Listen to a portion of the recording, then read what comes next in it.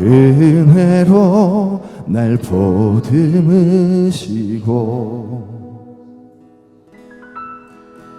사랑으로 품어주셔도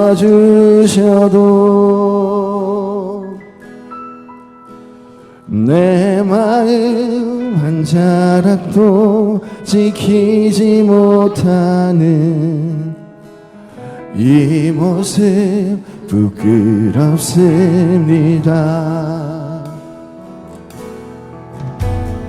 따스한 곁을 내어주신 주님 앞에 나아갑니다.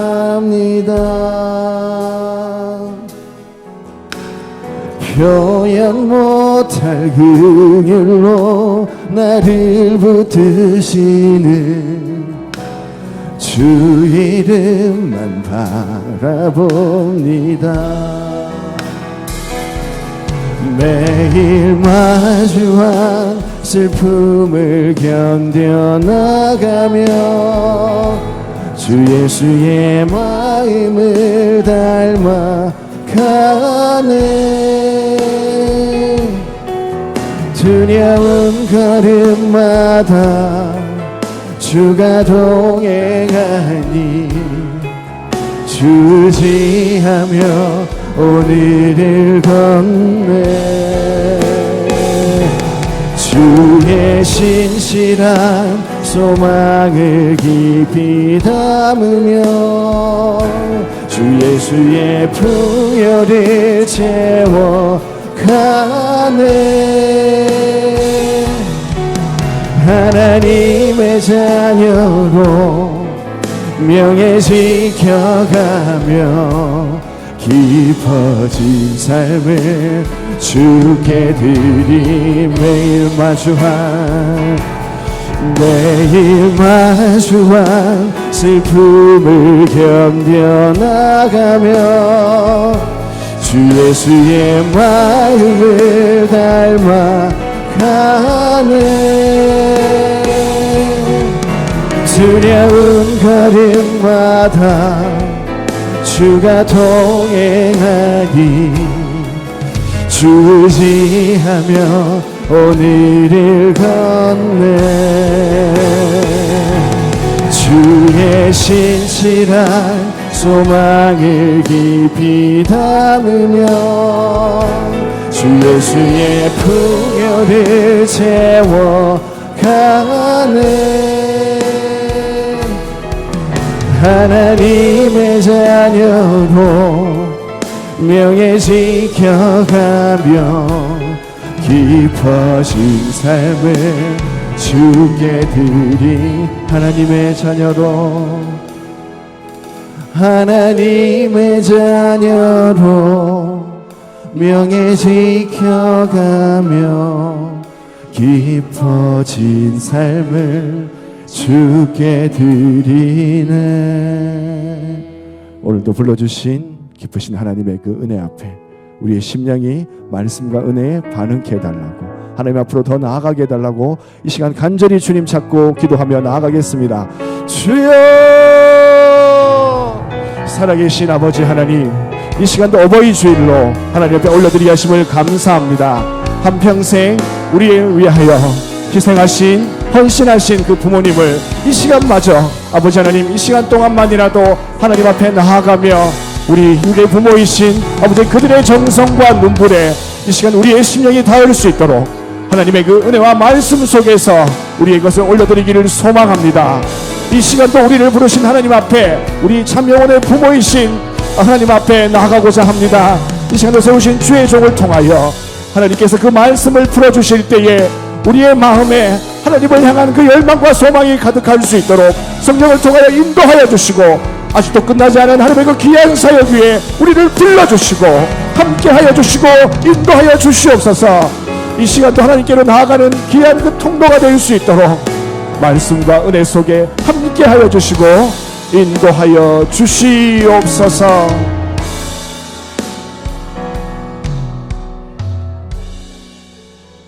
다 같이 일어나셔서 묵도함으로 하나님의 임재 앞으로 나아가겠습니다.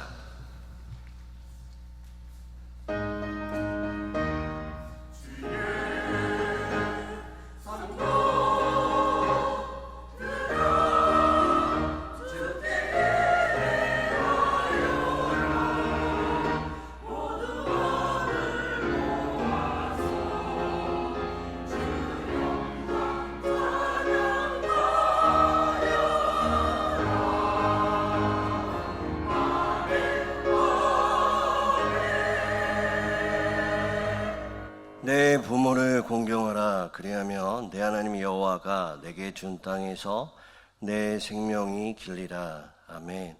사랑의 하나님 아버지, 오늘 어버이 주일로 예배드리게 하심에 감사를 드립니다. 특별히 이 예배를 통하여 부모 세대에게는 주님의 이루와 생심을 더하여 주시고, 자녀 세대에게는 부모를 공경하는 믿음과 감사의 마음을 허락하여 주시옵소서. 또한 우리의 가정마다 예수 그리스도의 사랑이 회복되게 하시고, 서로를 이해하며 섬기고 축복하는 믿음의 가정으로 세워지게 하여 주옵소서. 예수 그리스도의 이름으로 간절히 기원하옵나이다. 아멘. 다 같이 찬송가 23장 찬양하시겠습니다.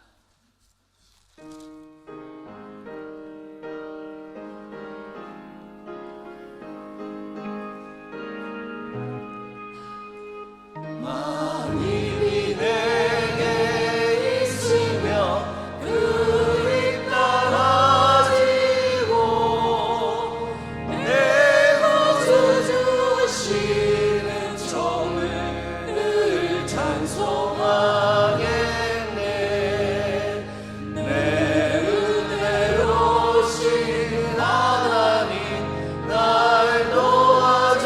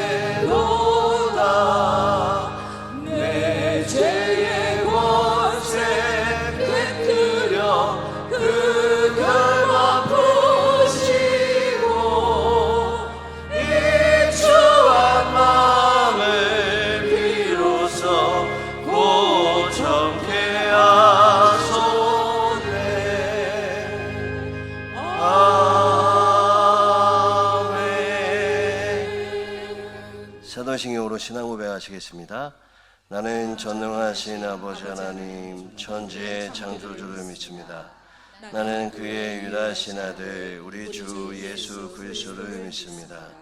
그는 성령으로 잉태되어 동정녀 마리아에게서 나시고 본디오 빌라도에게 고난을 받아 십자가에 못 박혀 죽으시고 장사된 지 사흘 만에 죽은 자 가운데서 다시 살아나셨으며 하늘에 오르시어 전능하신 하나님 우편에 앉아 계시다가 거기로부터 살아있는 자와 죽은 자를 심판하러 오십니다. 나는 성령을 믿으며 거룩한 공교회와 성도의 교제와 죄를 용서받는 것과 몸의 부활과 영생을 믿습니다. 아멘. 다 같이 자리에 앉으셔서 찬양하시겠습니다.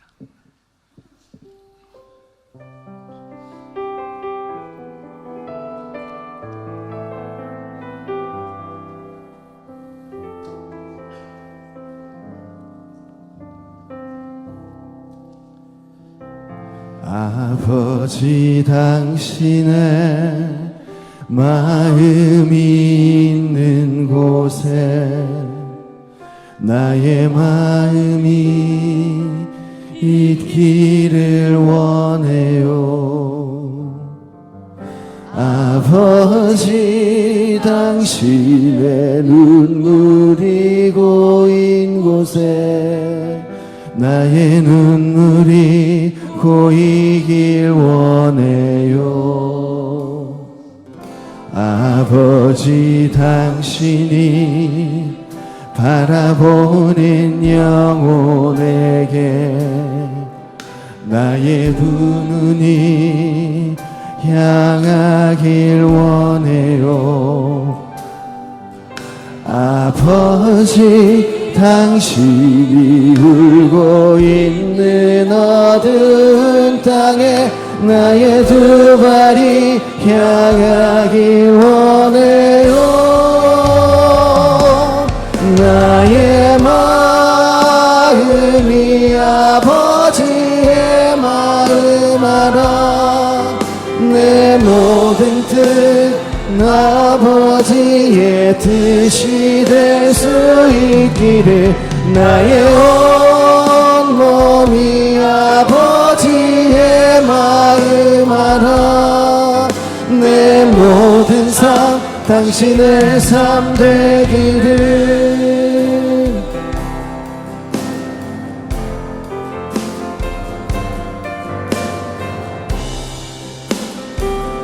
아버지 당신이 바라보는 영혼에게 나의 두 눈이 향하길 원해요. 아버지 당신이 울고 있는 어두운 땅에 나의 두 발이 향하길 원해요. 나의 마음이 아버지의 마음 알아. 내 모든 뜻 아버지의 뜻이 될 수 있기를. 나의 온몸이 아버지의 마음 알아. 내 모든 삶 당신의 삶 되기를. 나의 마음이 아버지의 마음 알아. 내 모든 뜻 아버지의 뜻이 될 수 있기를. 나의 온몸이 아버지의 마음 알아. 내 모든 것 당신의 삶 되기를. 내 모든 삶,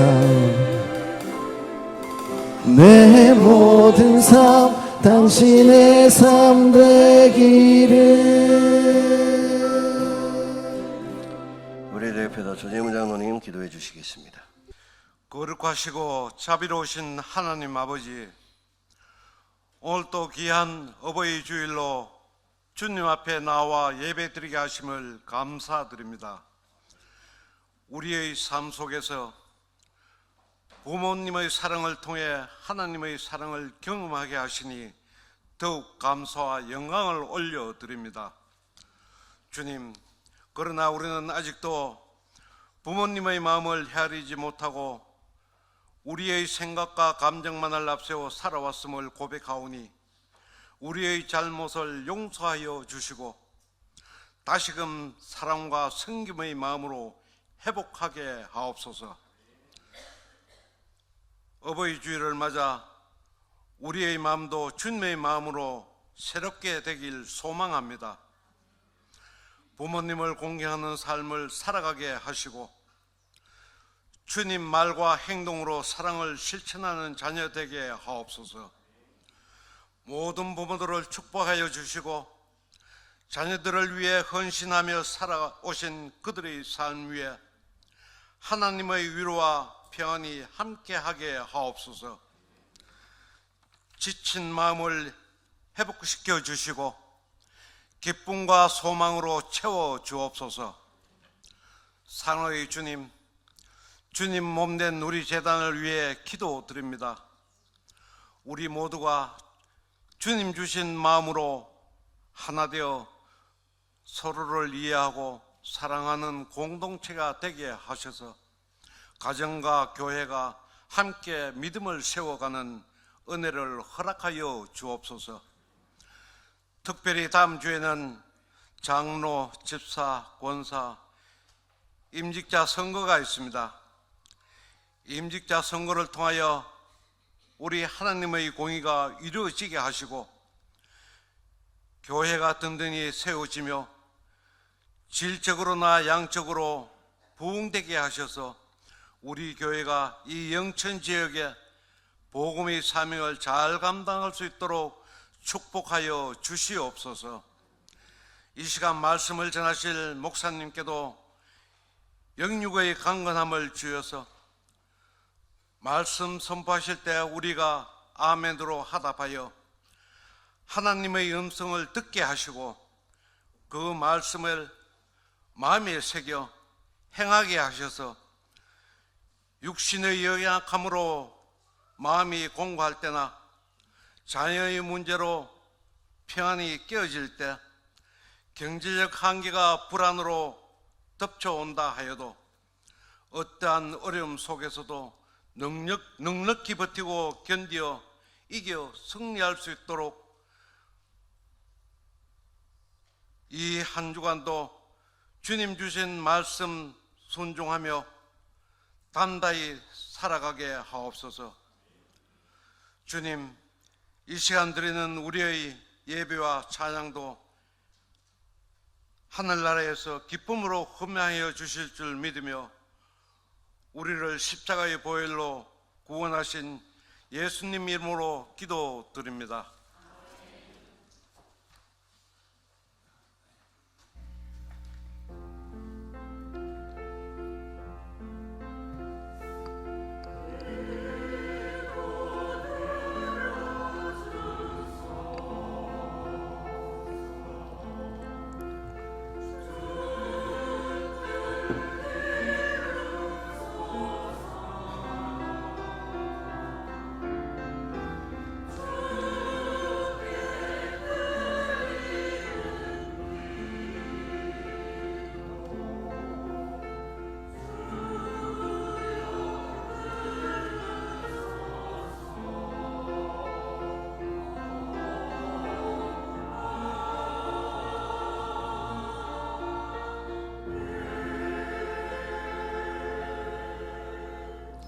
오늘 우리에게 주신 말씀 에베소서 4장 25절부터 32절까지 읽겠습니다. 에베소서 4장 25절부터 32절까지의 말씀입니다.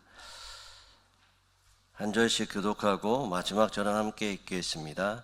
이제 하나님의 말씀을 봉독합니다. 그런즉 거짓을 버리고 각각 그 이웃과 더불어 참된 것을 말하라. 이는 우리가 서로 지체가 됩니다.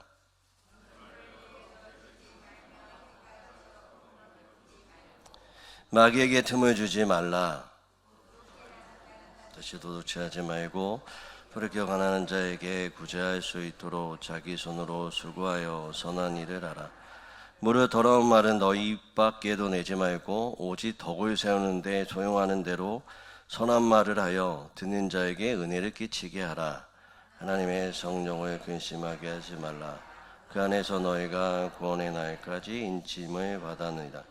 너희는 모든 악독과 노함과 분냉과 떠드는 것과 비방하는 것을 모든 악의와 함께 버리고 함께 읽겠습니다. 서로 친절하게 하며 불쌍히 여기며 서로 용서하기를 하나님이 그리스도 안에서 너희를 용서함 같이 하라. 아멘. 이 말씀 살아계신 하나님의 말씀입니다.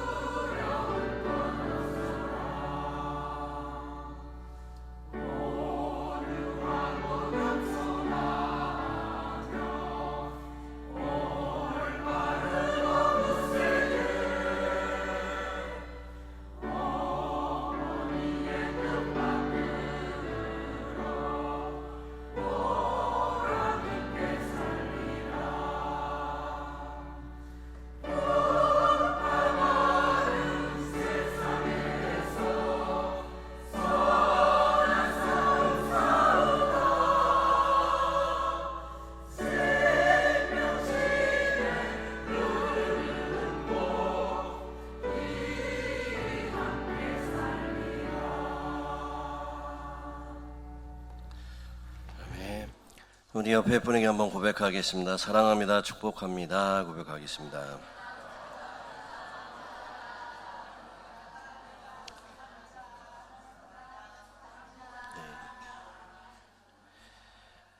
네, 5월은 가정의 달입니다. 특히 오늘은 어버이 주일로 예배를 드리게 됩니다. 가족의 의미를 깊이 생각하게 되고 뜻깊은 시기라고 생각이 됩니다. 그래서 이 시기에 어떠한 말씀을 나누면 좋을까 생각하다가 3주 동안 언어 생활에 대해서 함께 좀 살펴보면 좋겠다라는 생각이 들었습니다.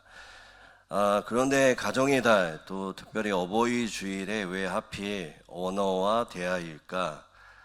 우리가 생각해 보면 우리가 부모와 자식 간에 또 부부 간에 주고받는 가장 깊은 상처와 가장 큰 위로가 모두 입술로부터 비롯되기 때문에 그렇습니다. 진정한 가족, 공동체의 관계 회복은 어떠한 선물도 중요하지만 이벤트도 중요하지만 일상에서 나누는 따뜻하고 진실한 언어가 시작될 때 이루어지지 않을까라는 생각이 들었습니다.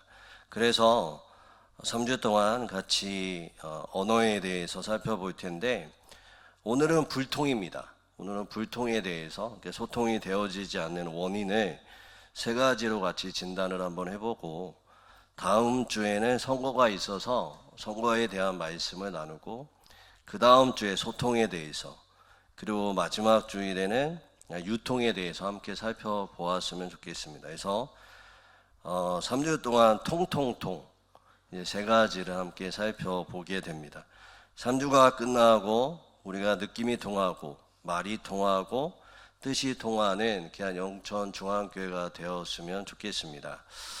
오늘은 조금 어버이 주일이지만 우리 안에서 불통이 왜 일어나는가를 같이 좀 살펴보았으면 좋겠습니다. 우리가 일상을 가만히 들여다보면 삶의 거의 모든 순간이 대화인 것 같습니다. 신앙도 그렇고요. 또한 관계에서도 그렇고요.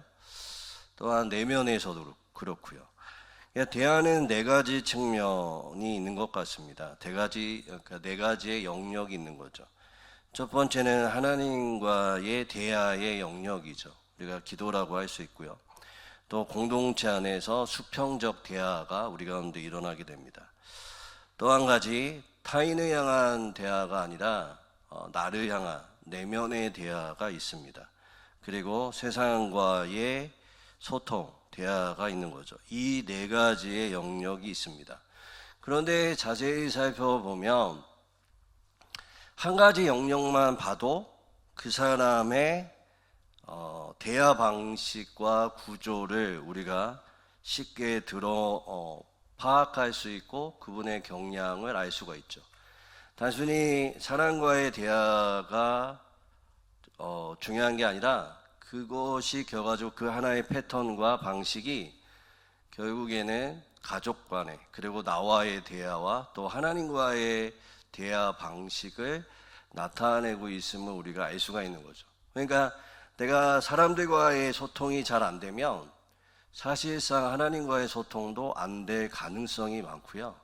또 한 가지 내 내면의 소통과 단절되어 있는 모습이 있을 수도 있다는 것입니다. 단순히 우리는 사람과의 소통이 안 된다라고 생각을 하는데 그렇지 않는 거죠. 이 4가지의 영역이 긴밀하게 연결되어 있다는 것입니다. 자신이 모를 뿐이지 사람과의 대화가 안 되면 하나님과의 소통이 안 될 가능성도 많죠. 나는 된다라고 생각하지만 사실상 하나님은 불통이라고 말할 가능성이 많죠. 또 내 내면과의 대화도 잘 이루어지지 않을 가능성이 있습니다. 오늘 본문의 말씀에 비추어서 그러면 우리 가운데 왜 이런 불통이 일어나는가 3가지로 함께 살펴보았으면 좋겠습니다. 그리고 그것의 소통이 잘 되기 위해서는 다다음 주에 자세하게 좀 살펴보고 오늘은 한 가지만 결론으로 내려서 우리가 여러분이 2주 동안 내 안에 어떠한 문제가 있는지를 한번 점검하는 시간 되시기를 주님의 이름으로 축원드립니다. 첫 번째, 왜 대화가 되지 않고 불통이 일어나는가? 이미 답을 정해놓았기 때문에 그래요. 그러니까 답이 그냥 정해놓은 게 아니라 그냥 이 답을 상대방에게 간철시키거나 이 답이 맞다라는 것을 주장하기 위해서 대화가 이루어지기 때문에 불통이 일어납니다. 오늘 25절의 말씀이 그 이야기를 하고 있죠. 이 25절 말씀을 같이 한번 읽어보겠습니다. 25절입니다. 시작.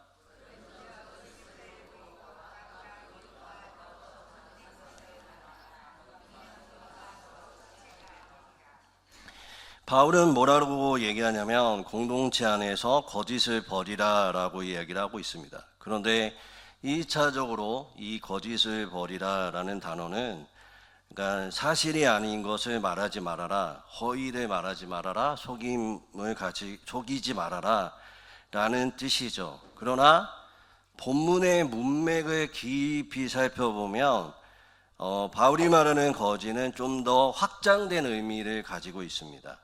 바울은 거짓을 버려야 할 이유를 우리가 서로 지체가 됨이라라고 설명을 하고 있죠. 그러니까 무슨 말이냐면 거짓은 그리스도 안에서 서로 연결된 지체를 해치는 공동체적 죄이고 그 다음에 관계의 문제라는 것을 말하고 있습니다. 관계 속에서의 거짓을 말하는 것이죠. 이게 무엇인가? 좀 구체적으로 말씀드리면 서로 지체된 사람을 내 말로 왜곡하고 내 해석으로 규정하고 내 목적을 위해 이용하고 내 답으로 상대를 눌러버리는 모든 태도를 의미하고 있습니다. 그러니까 내가 본 일부를, 그러니까 내가 알고 있는 일부를 전체인 양 주장하는 거죠. 그러니까 이미 정한 답으로 상대를 몰아가거나 상대를 설득시키려고 하는 이 모든 것이, 모든 행위가 관계의 거짓이라고 말하는 것입니다. 참된 말은 지체를 세우고 거짓된 말은 지체를 철저하게 해친다라는 것입니다. 관계적 거짓에서 불통이 시작되는 거죠.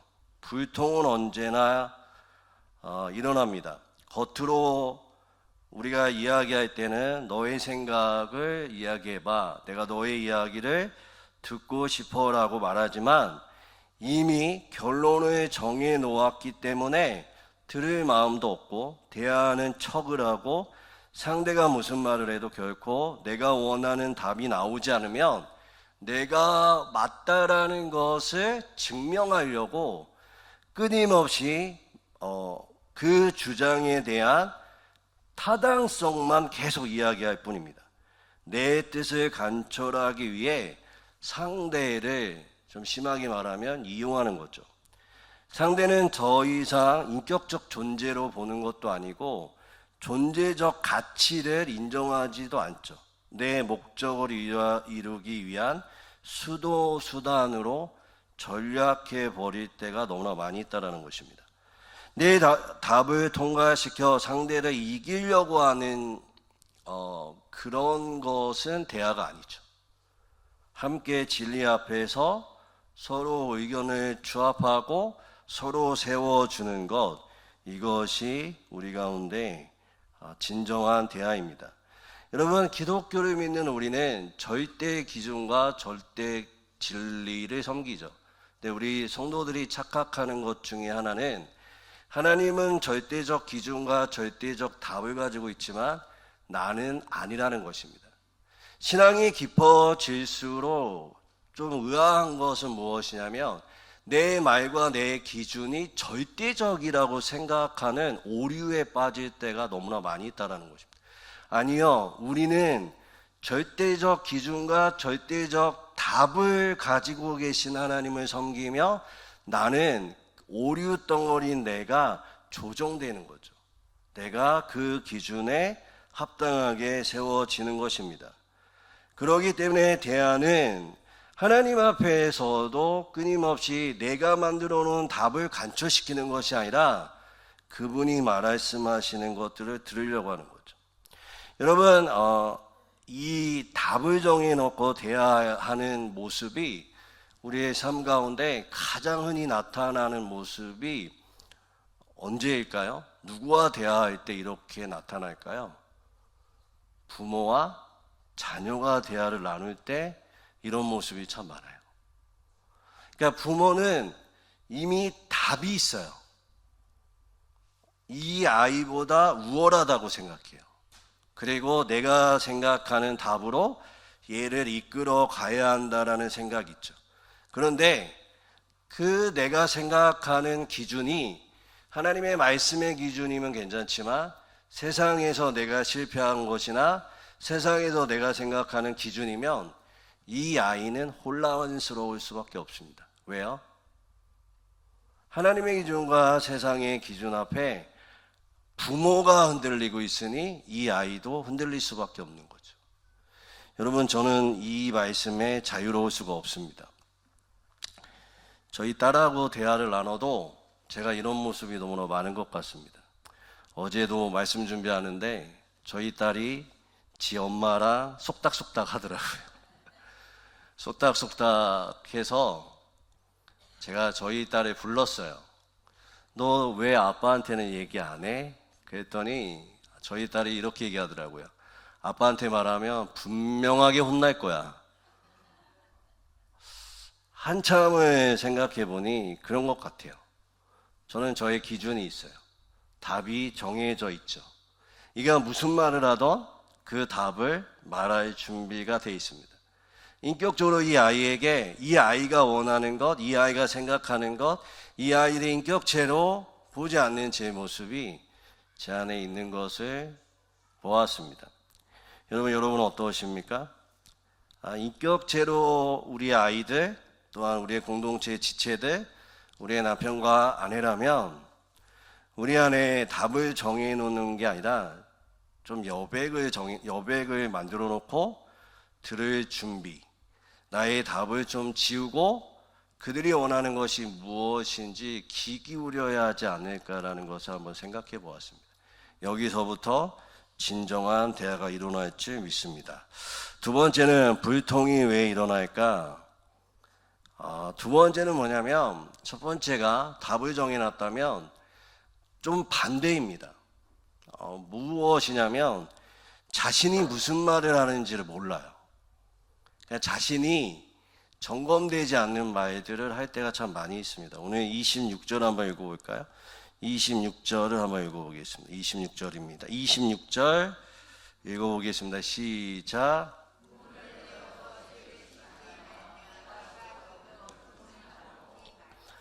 분을 내어도 죄를 짓지 말며 해가 지도록 분을 품지 말고라고 기록되어 있죠. 그러니까 이 말씀에서 우리가 알 수 있는 건 뭐냐면, 분노라는 감정이 발생하는 것 자체를 금지하거나 정죄하지 않아요. 그러니까 살면서 우리는 욱할 수도 있고 순간에 화를 낼 수도 있습니다. 그러나 바울은 뭐라고 하냐면 그 다음이 문제라고 말하죠. 죄를 짓지 말라라고 얘기합니다. 죄를 짓지 말라는 게 뭘까요? 간욕을 벗어난다라는 거죠. 그러니까 즉 분노의 감정 자체가 죄라기보다, 화가 나는 것이 죄라기보다 감정 때문에 본래의 목적과 방향을 잃어버린 상태를 의미하고 있습니다. 사람이 자기 안에 일어나는 감정을 하나님 앞에서 스스로 해석하지 못하면 그 감정은 방향을 잃어버리는 맹목적인 힘이 될 가능성이 많습니다. 내가 왜 화가 났는지, 진짜 상처받는 지점이 어디인지를 모른 채 감정에만 휩싸일 수가 있는 거죠. 그러면 말이 어떻게 될까요? 과장되죠. 왜곡되죠. 상대방을 향해 공격적으로 튀어나올 수밖에 없습니다. 자신이 지금 무슨 말을 하고 있는지조차 모른 채 불통의 늪에 빠지게 됩니다. 그래서 바울은 이어지는 말씀에 뭐라고 얘기해요? 해가 지도록 분을 품지 말라라고 권면을 하고 있죠. 분을 품다라는 게 뭘까요? 일시적인 화가 아니라는 거예요. 관계 속에서 차곡차곡 쌓아둔 분노, 꾹꾹 눌러둔 격양된 상태를 의미합니다. 화가 날 수는 있지만 그 분노가 내면에 정착되거나 축적되면 안 된다라는 거죠. 해석되지 않고 방치된 감정은 점점 내 존재 전체를 지배하게 돼요. 그리고 나서 내가 감정에 휩싸여서 무슨 말을 하고 있는지를 모르는 거죠. 그래서 그 다음에 왜 이토록 그것이 위험한가라고 27절의 경고의 말씀을 우리에게 주고 있습니다. 27절 말씀 함께 읽어보겠습니다. 27절입니다. 시작. 그렇죠. 해석되지 않고 방치된 감정, 점검되지 않은 감정은 마귀에게 틈을 준다라고 얘기합니다. 틈이 뭘까요? 단순한 틈새가 아니라 마귀가 활동할 수 있는 우리 안에 있는 자리이고 공간이고 점령된 곳이라는 것을 말하고 있습니다. 마귀는 날마다 이간질해요. 관계를 깨트려요. 분열하는 자입니다.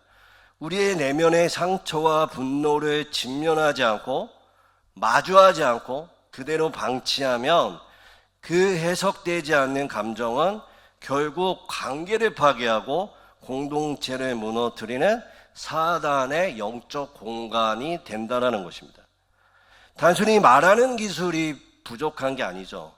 내 안에 해석되지 않았기 때문에 내 언어 역시 해석되지 않은 채 날 것으로 흘러나와 상대를 찌르는데 왜 찔리는지, 왜 내가 그런 감정을 갖는지 알지 못한다는 거죠.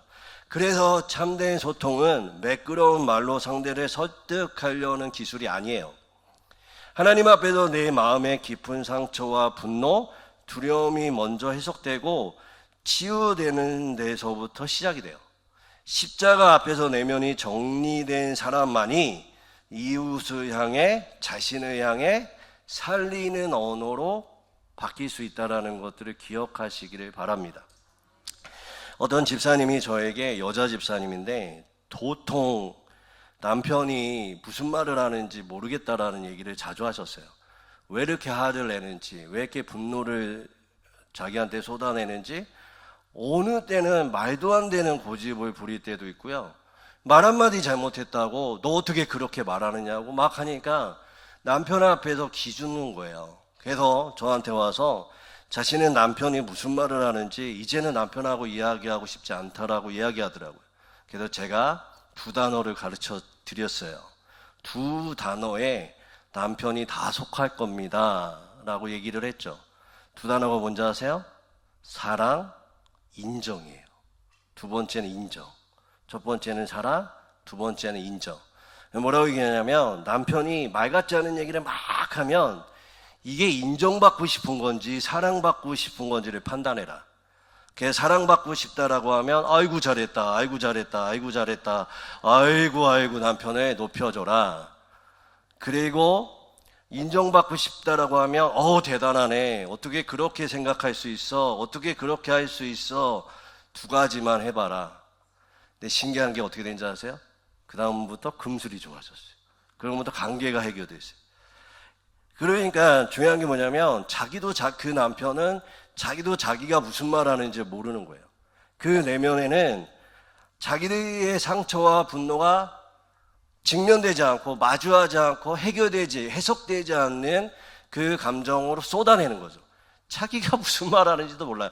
이게 맞다라고 얘기하는데 이거를 맞다라고 할 이유가 없는데도 굳이 고집을 부리고 이게 막 대단한 것 인양 부풀리죠. 왜 그래요? 인정받고 싶다라는 거예요. 왜 인정받고 싶을까요? 그 이면에는 상처가 많은 거예요. 사람들한테 무시받은 거예요. 학벌도 안 되고 능력도 없고 아무것도 안 되니까 사람들한테 나 인정받고 싶어 라는 거를 그렇게 표현하는 거죠.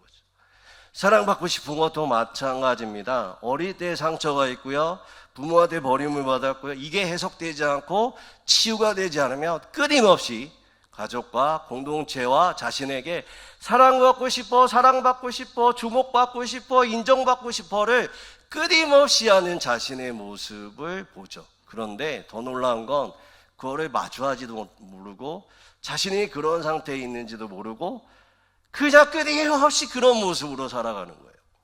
내가 무슨 말 하는지, 내가 어떤 상태인지 모르니 다른 사람에게 내가 내 스스로 불통이고 해석되지 않는데 사람한테 말하면 그 사람이 알아들을까요? 모르죠.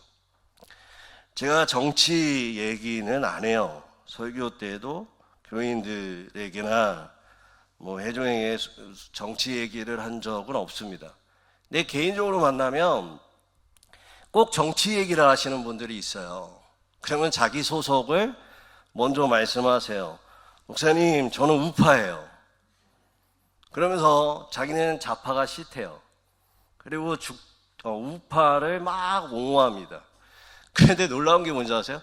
분명히 자기가 우파라고 얘기하면서 얘기하는 걸 보면 좌파 얘기를 해요. 그러니까 정치적 색깔이 자기가 좌파예요. 근데 자기는 소속이 어디라고 하냐면 우파래요. 그러면서 저한테 떠봐요. 목사님은 좌파세요? 우파세요? 제가 그분에게 무슨 말을 하겠어요? 본인이 혼란스러워하고 있는데 자기는 우파라고 얘기하면서 좌파 얘기하는데 제가 거기다 대고 우파를 옹호하잖아요. 우파적인 얘기를 하면 그 사람은 좌파라고 얘기할 거예요. 좌파적인 얘기를 하면 우파라고 얘기할 거예요.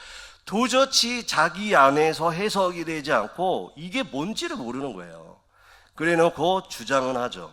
그래놓고 자기는 우파래요. 좌파 얘기하면서. 여러분, 이런 오류가 우리 가운데 얼마나 많은지 아세요? 왜 이런 일들이 우리 가운데 일어날까요? 다다음 주에 말씀을 드릴게요. 그런데 한 가지, 자기 해석이 안 되는 거예요. 자기 직면이 안 되는 거예요. 자기가 어떻게 하고 있는지를 아무것도 모르고 있어요. 그래서 우리에게는 예배와 말씀이 중요해요. 왜? 말씀 앞에 나를 끊임없이 보는 거죠. 구역 나눔이 왜 중요할까요? 나누다가 그 앞에서는 자존심을 세워도 뒤에 가서 참 나 이런 거 있는 것 같아. 나 인정받고 싶어 하는 게 있구나. 내가 이렇게 목소리 크게 하고 왜 내가 이걸 그렇게 주장할까? 아, 나 인정받고 싶어 하는 면이 내 안에 있구나라는 것들을 기억해서 말씀 앞에 기도 가운데 직면해 보는 거죠. 하나님, 도대체 나에게 이 인정받고 싶어 하는 욕구는 무엇일까요? 어디서부터 온 걸까요? 이게 해결이 돼야 돼요. 그래야 사실상 대화가 이루어질 수 있습니다. 세 번째는 불통이 어디서 오는지 아세요? 들으려고 하지 않아요. 들으려고 하질 않습니다. 여기에서 문제가 일어납니다. 31절입니다. 31절 한번 읽어보겠습니다. 31절입니다. 시작.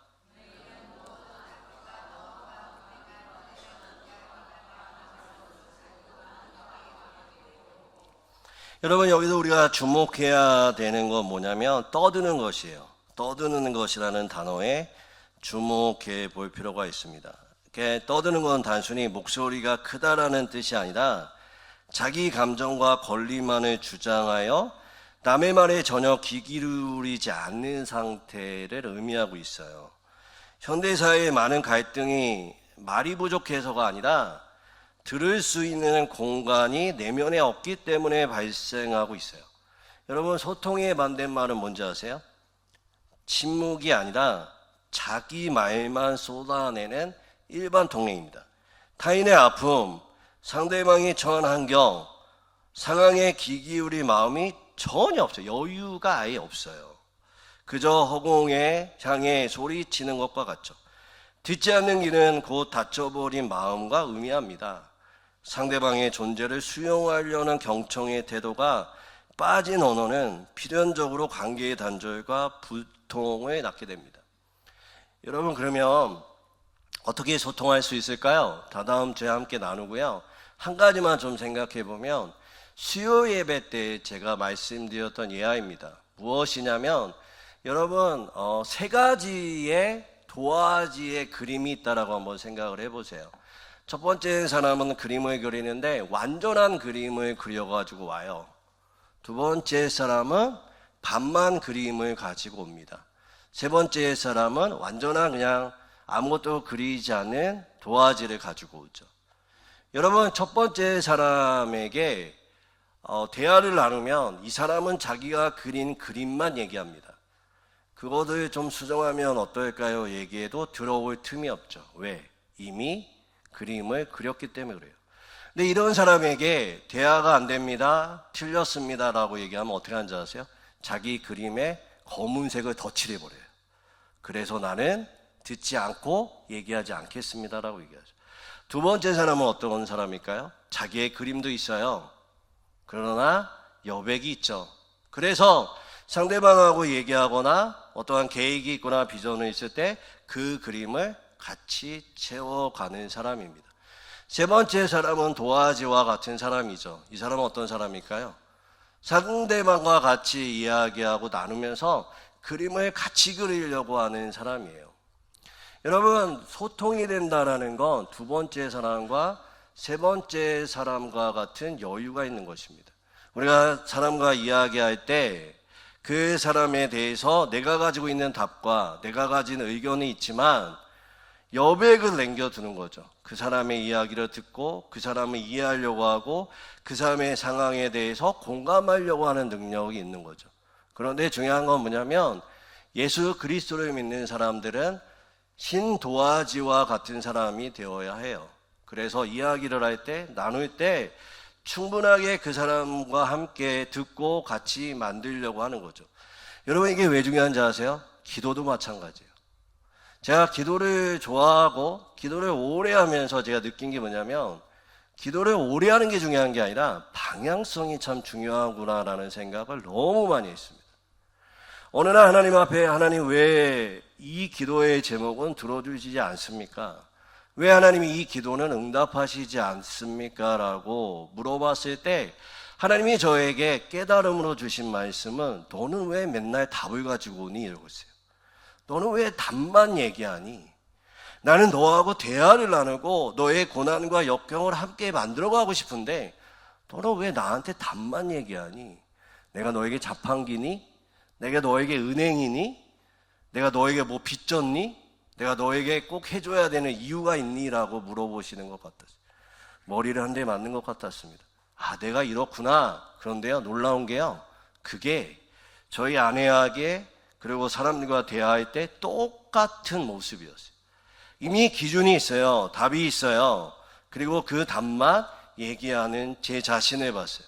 그리고 누군가 그것에 반대하면 이게 맞다라는 것에 1시간이고 2시간이고 3시간이고 4시간이고 싸우는 제 자신을 보았어요. 왜 그럴까? 왜 그럴까? 왜 나는 이런 모습이 있을까? 기도하고 말씀의 기준에 비춰봤더니 저에겐 두 가지가 있었던 거죠. 앞서 말씀드렸던 인정받고 싶어하는 욕구가 있는 거예요. 두 번째는 사랑받고 싶어하는 욕구가 제 안에 있는 거죠.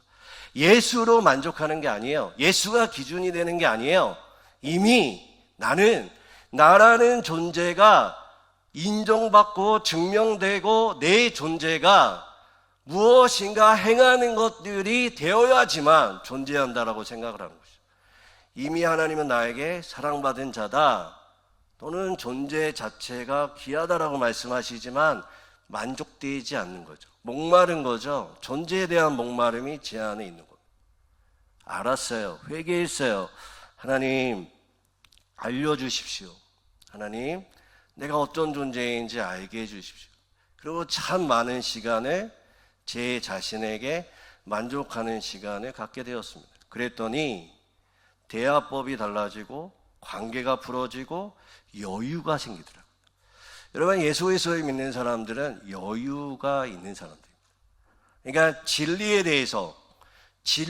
대해서는 확고해야 돼요. 예배의 중요성, 또한 하나님의 제자로 살아가는 것, 또한 목회자로서 양들을 다스리는 것의 기준은 정확해야 합니다. 그러나 그 외에 대해서는 여유가 있는 사람이 기독교입니다.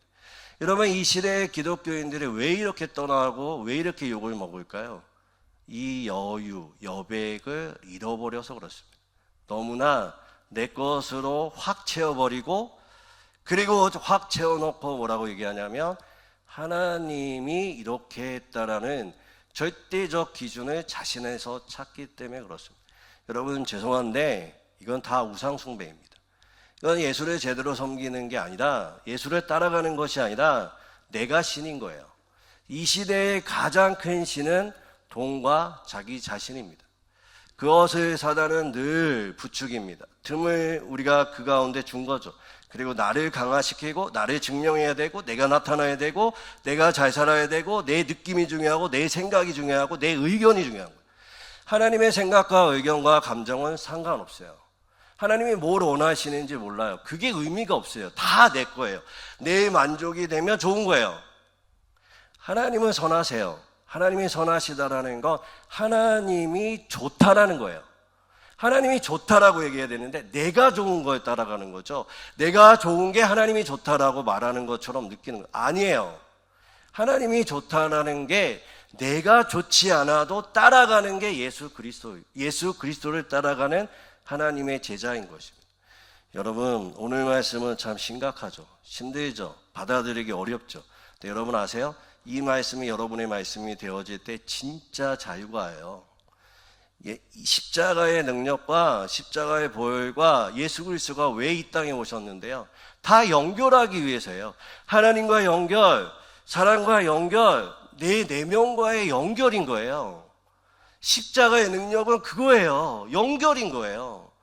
불통이 아니라 소통이라고요. 왜 소통이 안 되는지 알아야죠. 그리고 그것을 한 걸음 한 걸음 바꿔보는 거죠. 여러분 가운데 불통이 있습니까? 너무 힘들어하지 마시고요. 인정하세요. 나 이런 모습이 있네. 인정하는 게 그렇게 어려우실 거예요. 그러나 한번 해보고 가보면 이거 더 자유로운 모습이 우리 가운데 있네라는 것들을 경험하게 될 겁니다. 여러분, 자녀들 가운데, 사람들 가운데 관계 속에 내 자신에게 너무 엄격하다면 저 한번 풀어보세요. 다른 곳도 한번 가보시고요. 여행도 한번 해보시고요. 우리 영천 여기 금호강 쪽에 유채꽃 많이 폈더라고요. 보라색 유채꽃 맞죠? 예, 보라색 유채꽃 처음 봤습니다. 저는 이렇게 예쁜 곳은 처음 봤습니다. 다른 지역 가서 맨날 이렇게 얘기해요. 제주도 가면 제주도 꽃이 제일 예쁘다. 안산 가면 안산 장미가 제일 예쁘다. 근데 영천에 오니까 진짜 예쁘더라고요. 좀 자연을 보고 하나님 만드신 거, 그리고 여러분 좀 걸어보시고 다른 데 여행도 가시고 자녀들과 맛있는 것도 좀 드시고 그러면서 내 안에 좀 여유를 가졌으면 좋겠어요. 예수 그리스도가 우리에게 주신 그 은혜가 얼마나 넓은데, 그 사랑이 얼마나 넓은데, 이 밴댕이 소가딱지같이 이 작은 마음 붙들고 전전긍긍하지 마시고요. 이 넓으신, 우리가 마주하는 분이 누구일까요? 하나님이에요. 우주를 만드셨다니까요. 그 크신 하나님이 나를 마주해요. 왜 근데 나는 내 자신의 그 감정과 상처에 함몰되어 있냐고요. 내가 마주하신 하나님을 바라보며 나도 커지는 거예요. 넓어지는 거예요. 여유를 갖는 거예요. 그렇다고 하나님의 기준에 하나님 거를 바라보는 데에 기준이 없으라고 말하는 건 아니에요. 그러나 하나님 바라보면서 좀 여유롭게, 옆 사람이 좀 실수하면 그랬냐, 그리고 내 딸, 내 아들이 좀 마음에 안 들잖아요. 사실 마음에 안 들잖아요. 그런데 좀 잘했다, 그래 네 존재만으로 내가 기쁘다, 그렇게 말해줄 수 있는 여유로운 아버지, 어머니, 또한 자녀 되셔서 이 어버이 주일날 부모님에게 선물 주는 것도 좋지만 제가 했던 큰 선물 중에 하나는 그거예요. 엄마 자체가 너무 좋네 라는 얘기를 했어요. 엄마가 내 엄마여서 너무 좋네. 이런 말들, 이런 여유가 여러분 가운데 가득하시기를 주님의 이름으로 축원드립니다.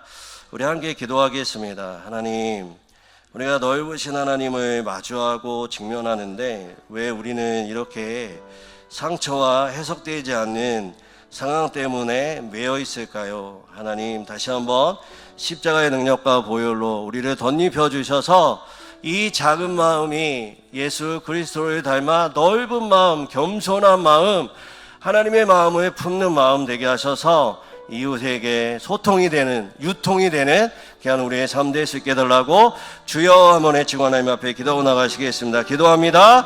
주여. 하나님 감사합니다. 오늘도 우리 가운데 말씀하시니 감사합니다. 하나님, 우리의 인생 가운데 예수 그리스도를 주심으로 말미암아 하나님과 연결이 되고 이웃과 연결이 되고 내 자신과 연결되어 하나님 그 끊어졌던 모든 제약들과 하나님 상처와 쓴뿌리와 아픔들을 다시 한번 이으시는 그 예수 그리스도의 보혈과 하나님 예수 그리스도의 능력이 우리 가운데 가득할 수 있도록 도와주시옵소서.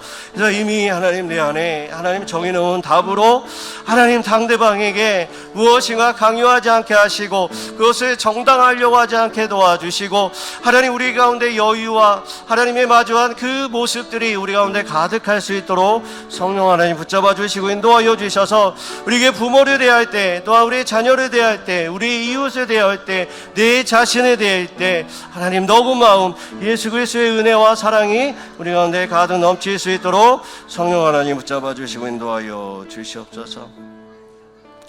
하나님, 오늘도 우리 가운데 말씀하시니 감사합니다. 우리 가운데 이 땅 가운데 이웃과 하나님과 내 자신을 연결하려고 이 땅 가운데 오신 예수 그리스도를 닮아 하나님 우리 가운데에 해석되어지지 않는 상처와 분노로 짓며되어지지 않는 방치되어져 있는 우리의 자아를 다시금 하나님 안에서 정리되어지고 수축되어지고 연결되어지고 온전히 하나님 안에서 살리는 사역들을 감당하는 우리 한 사람 한 사람 될 수 있도록 도와주시옵소서.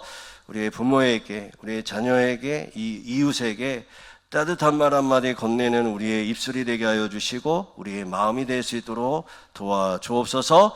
감사드리며 예수님의 이름으로 기도드립니다. 이 시간 교육부 특송과 함께 봉헌하는 시간 갖겠습니다.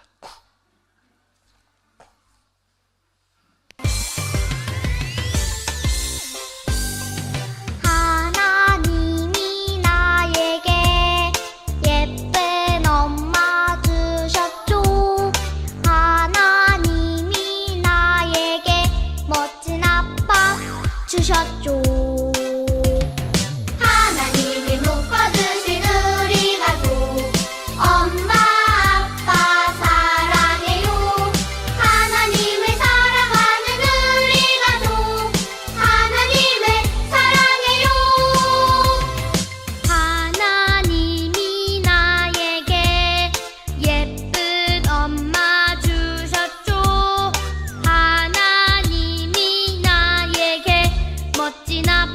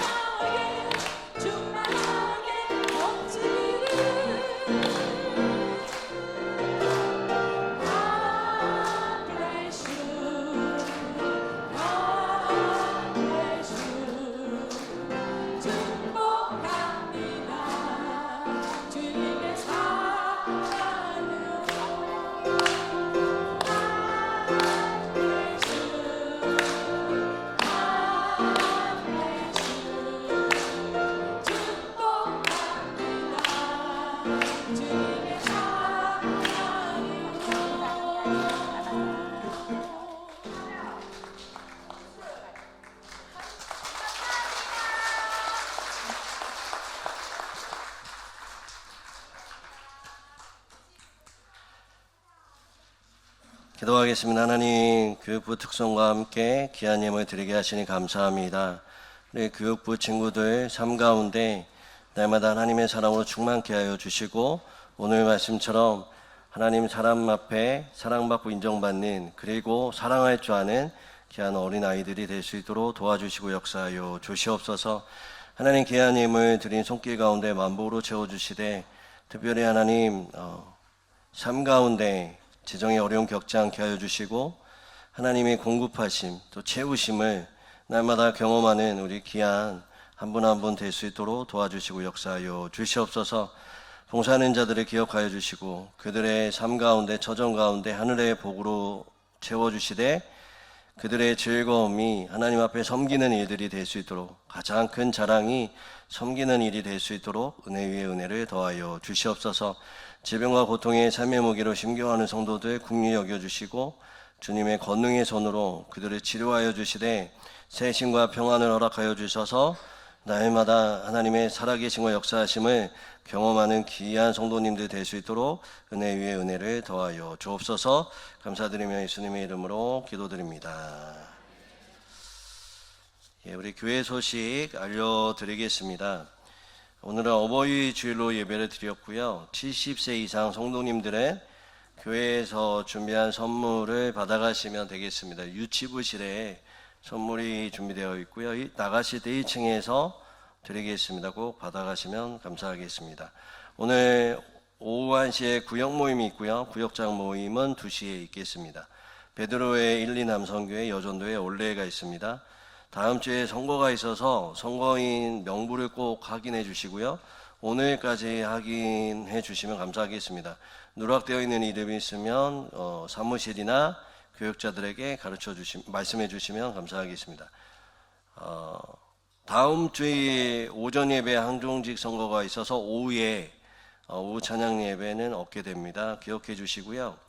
강구에는 안 나와 있지만 저희가 5월 달에 행사가 하나 더 있습니다. 5월 마지막 주에 그 영화관에 가서 오후 예배 때 온 교인이 함께 우리 부흥이라는 영화를 보려고 합니다. 그래서 이 땅 가운데 하나님의 역사, 부흥의 역사가 어떻게 이루어지는지를 함께 우리 같이 관람하시고 함께 또 기도하는 시간을 가지려고 합니다. 기대해 주시고요. 꼭 참석해 주시면 감사하겠습니다.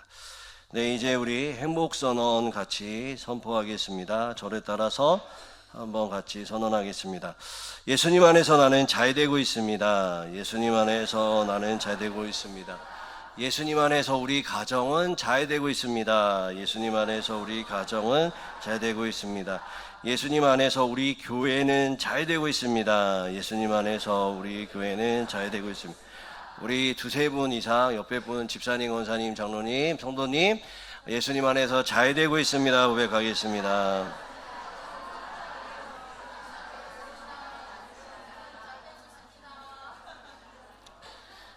날마다 그리스도의 마음으로 여러분 안에 소통이 이루어져 여유 있는 그리스도인, 예수님을 따라가는 우리 귀한 제자의 삶을 살아가시는 한 주간의 삶이 되시기를 주님의 이름으로 축원드립니다.